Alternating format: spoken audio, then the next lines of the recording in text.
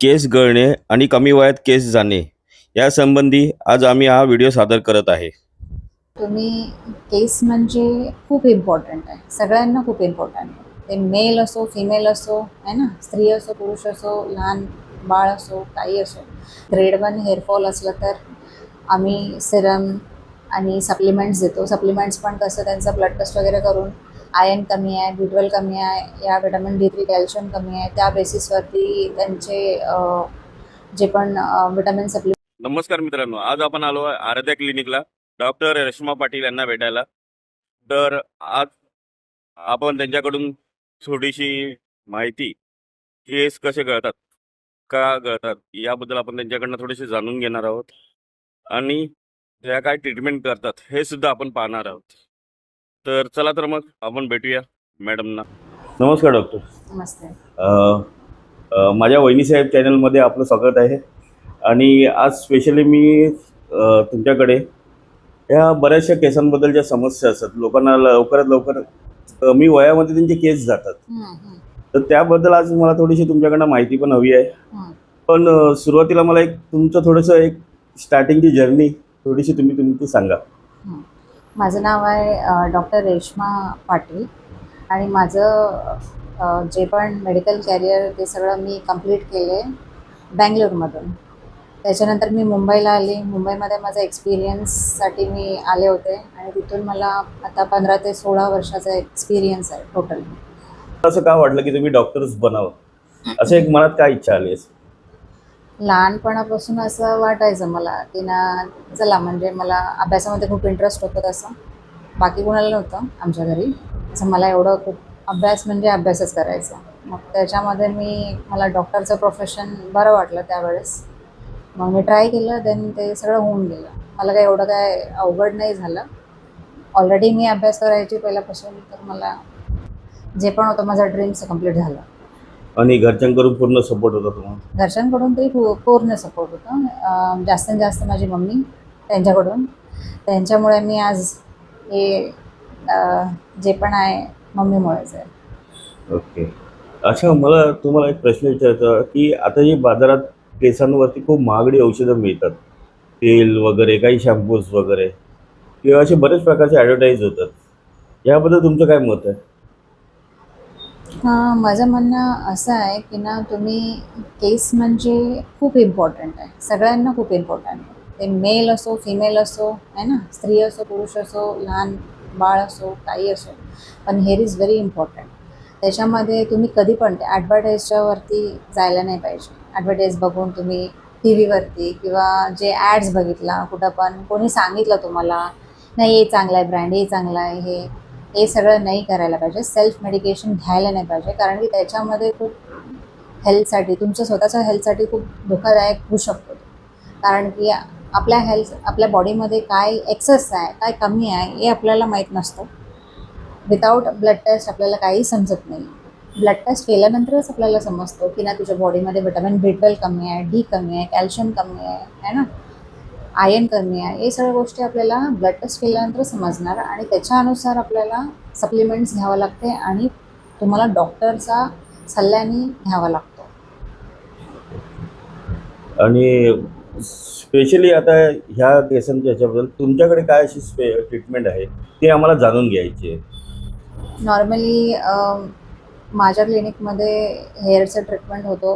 त्याच्यामध्ये बेसिक म्हणजे मी सुरुवातला, जसं की ग्रेड 1 हेअरफॉल असलं तर आम्ही सिरम आणि सप्लिमेंट्स देतो. सप्लिमेंट्स पण कसं त्यांचं ब्लड टेस्ट वगैरे करून आयर्न कमी आहे, B12 कमी आहे, या व्हिटॅमिन D3 कॅल्शियम कमी आहे, त्या बेसिसवरती त्यांचे जे पण व्हिटॅमिन सप्लिमेंट जाणार आणि त्याच्यानंतर एक सिरम असणार हेअर ग्रोथसाठी. ग्रोथ वाढावा आणि हेअर फॉलिकल स्ट्रॉंग बनावा, आहे ना, त्यानुसार आम्ही सिरम पण देतो. हे सगळं तुम्हाला 3 मंथ्स वापरावं लागतं. कधी पण पेशंट आल्यानंतर विचारतो की ना, मॅडम किती दिवसात माझं रिझल्ट येणार? रिझल्ट तरी तुम्हाला 10 दिवसात, 15 दिवसात बिलकुल येणार नाही आहे. तुम्हाला 3 मंथसाठी वापरावंच लागणार. कुठं पण जा, 3 मंथ्समध्येच ते चेंजेस होणार बॉडीमध्ये जे पण असते ते. तर 3 मंथ्सचा तुम्हाला टाईम असतो. त्याच्यामध्येच तुम्हाला हेअर लॉसचा कंट्रोल पण दिसणार आणि हेअर ग्रोथ पण होणार. आणि ह्याच्यासाठी जो त्याच्यानंतर हे मिनिमल म्हणजे हे Okay. तरी ग्रेड 1 साठी झालं. ग्रेड 2 ग्रेड 3 साठी तसं ट्रीटमेंट पण बदलत जातो. जसं की आता नवीन आले की ना GFC ट्रीटमेंट बोलतात, PRP ट्रीटमेंट बोलतात आणि एक्झोझोम ट्रीटमेंट बोलतात. हे सगळं ब्लडवर असतो. जसं की तुम्हाला तुमचे ब्लड काढला जातो 5 ml की 6 ml आणि त्याच्यानंतर सेंट्रिफ्यूजच्या मशीनमध्ये ही मशीन दाखवूया आपण.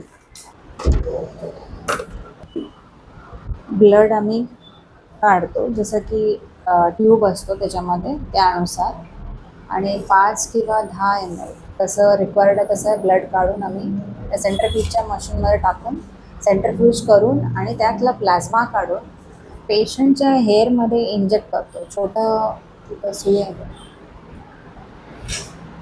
इन्सुलिनचं सिरिंज असतो. हां. एकदम छोटंसं बारीकात बारीक तुमचं केसां एवढं बारीक असतो हे सुई.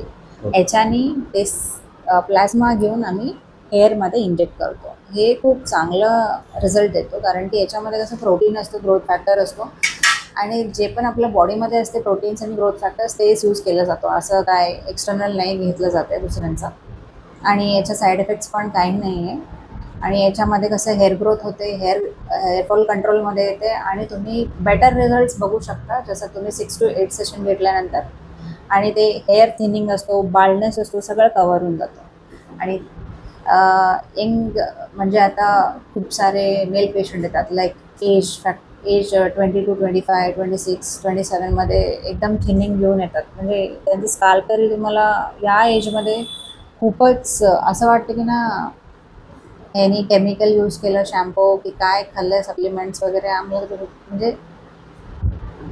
प्रश्न पडतो कशामुळे झालं असणार. पहिला पेशंटला बघितल्यानंतर आपल्याला प्रश्न पडतो की ना कशामुळे झालं असणार याचं. त्याच्यानंतर आम्हाला हिस्ट्री पण घ्यावं लागते पेशंटचं. जसं मी भरपूर लोकांना आतापर्यंत यंगस्टरला विचारलेलं आहे की ना तुमचं हिस्ट्री वगैरे घेता येते. त्याच्यामध्ये मी विचारलं तर बाहेरचंच खाण्यामुळे ते आहे ना जास्तीत जास्त डिपेंडेंट असतात.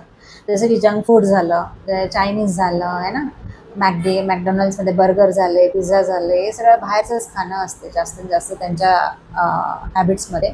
त्याच्यामुळे काय होते त्यांना विटामिन्स भेटत नाही, प्रोटीन्स भेटत नाही, जेवढं बॉडीला पाहिजे ते काहीच भेटत नाही, फक्त मैदा भेटतो तेवढंच.